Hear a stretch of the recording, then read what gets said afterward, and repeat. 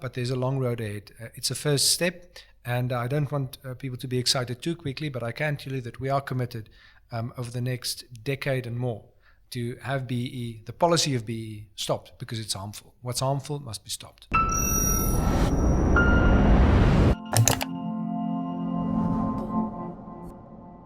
How has BEE impacted on South Africa's economy, and what are some of the unforeseen consequences of this policy?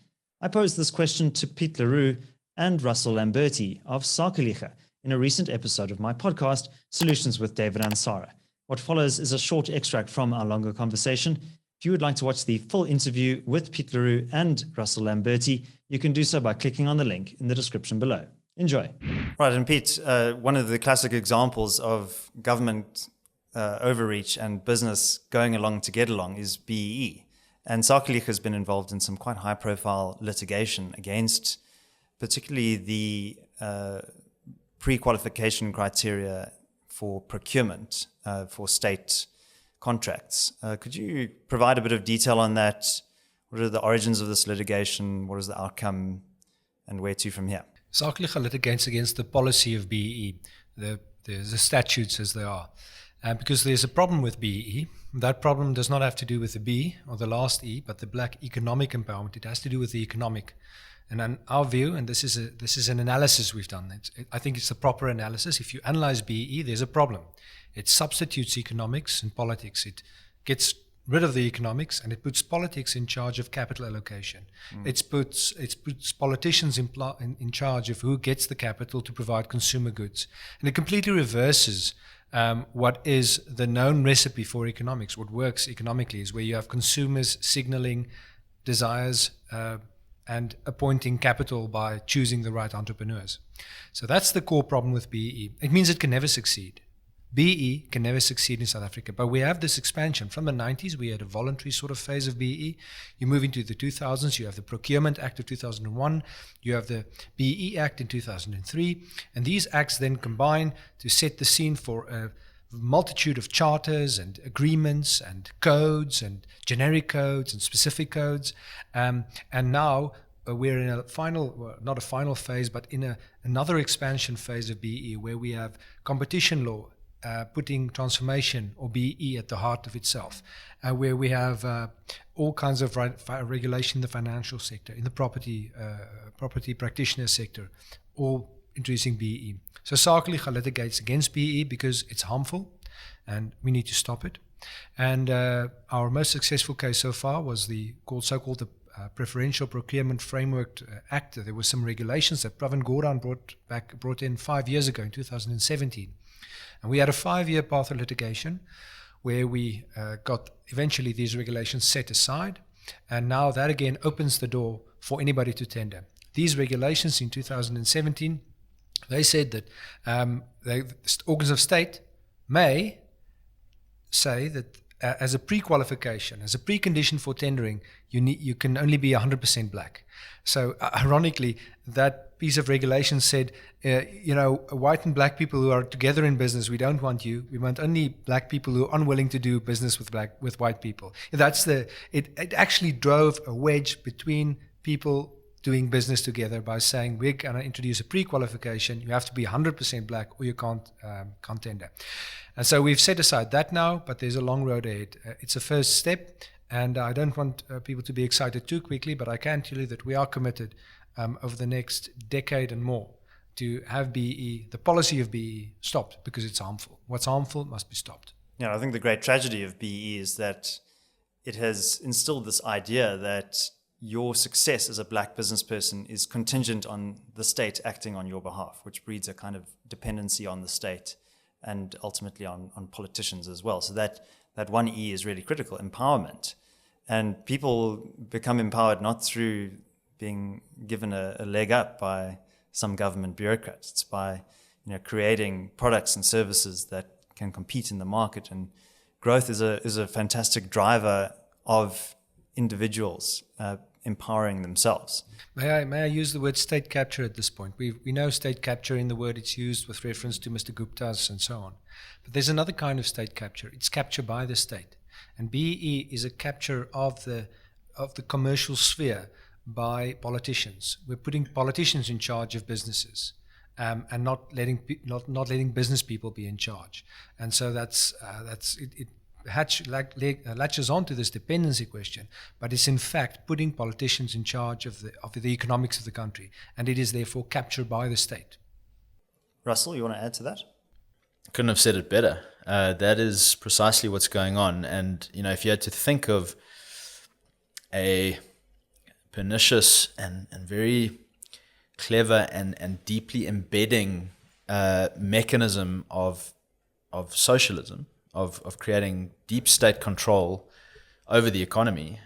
BEE has been a very clever mechanism for that, by design or by default, whichever one that is.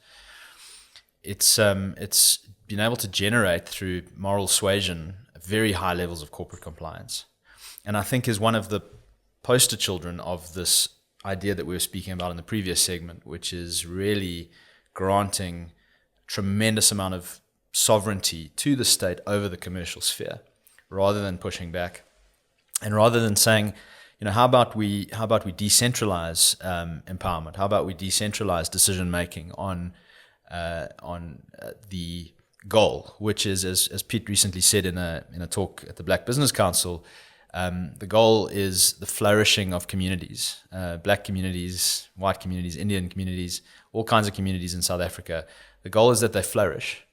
It's not that we empower hand-picked kind of cronies, and I think it's been very clear to see that that's the direction that BE has taken. So, no, I think that's very well said. We've seen an enormous reach into these tentacles have reached deep into South Africa's economy in ways that are not easy to see either. And as we sort of unravel this beast, as it were, we can start to see just how pernicious it's been. And we're coming on for 20 years of BE as an official policy, 25 years maybe plus as a kind of unofficial policy into an official policy. And that's a long time to misallocate capital in the way that we have, and South Africa's really paying for it now.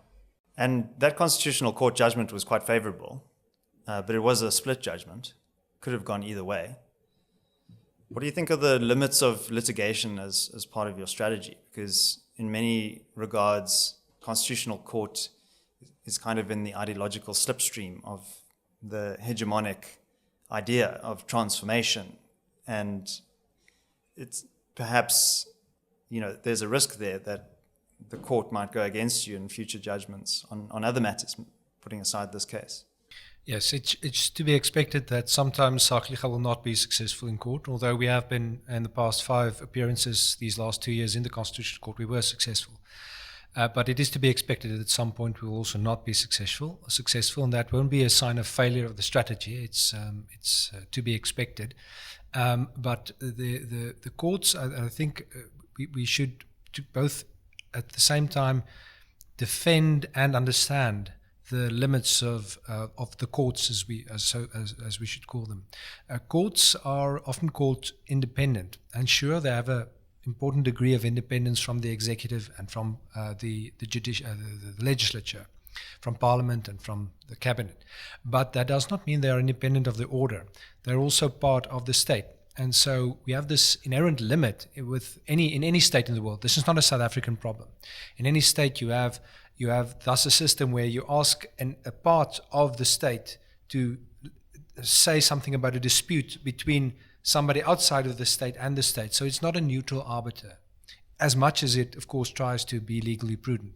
And South Africa has its own flavor of that. And so transformationism, as we can call it, is certainly, you find there's a doctrine, an understanding of race, an understanding of transformation that one sees in judgments. And it is to be expected that at some point Sakeliga will be in tension with that in what we ask of the court.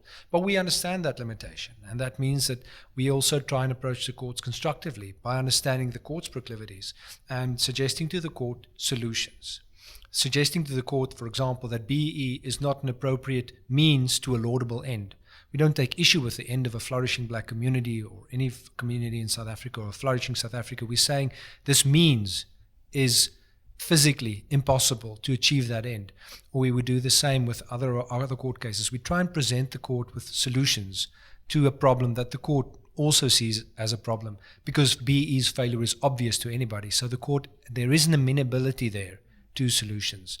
Doesn't mean we'll always hit home, but we certainly have and will in future also be successful. Yeah, and I think litigation is one prong in a multi-pronged strategy. Yes.